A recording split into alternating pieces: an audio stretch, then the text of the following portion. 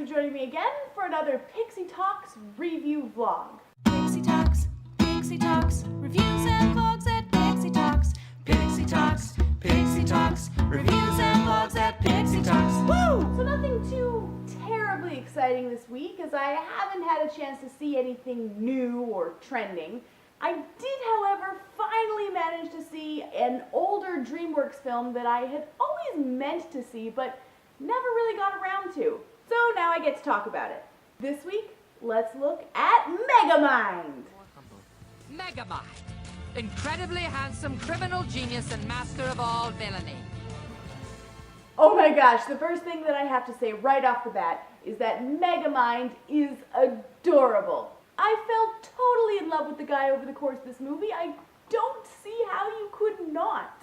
The character is so earnest it hurts and so transparently likable that you can't not feel for him. The story revolves around a supervillain who, throughout his life, always felt othered and excluded by those around him in favor of the macho jock superhero Metro Man. Because of this, he begins to believe that his purpose in life is to be the bad guy, and so, like a self-fulfilling prophecy, he becomes one, constantly in the pursuit of validation and attention, negative or otherwise, from his peers. Of course, it's hard to talk about a villain-centric comedy without mentioning Dr. Horrible from a few years prior, as the characters are all highly reminiscent of Whedon's. This is very much more the lighthearted, more kid-friendly version of much the same story. It's a wacky superhero parody story with an actual surprising amount of heart woven into the narrative. Other critics have blasted it for being unoriginal, but it is kind of by its very nature derivative. Being that it is a parody, of course there are tons of references to other superhero characters, the most predominant of course being Superman, and the humor is really quite good. I was chuckling the entire way through. The majority of the jokes totally hit home for me, and I thoroughly enjoyed the ride it took me on. Plus, an animated comedy without a single fart joke? Props! And as I said, there is a surprisingly good amount of heart here. Look past its silly premise and goofy exterior, this is a story about feeling out of place, and I think we can all relate to Megamind's struggle there. He's not popular, he's not cool, and he doesn't fit in. He has always felt like he didn't belong, and he lashes out because of that. And the story's main actual villain, Titan, is completely the same as him. An awkward, geeky guy who doesn't fit in and goes bad because of it. They aren't opposites, they are exactly the same, but Megamind rises above that struggle to become a real hero. This is all some pretty awesome heavy stuff to pack into an hour-and-a-half kids movie.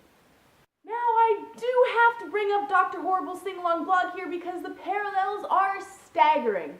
If I would fault Megamind on unoriginality, it would be because it reminds so very much of the former.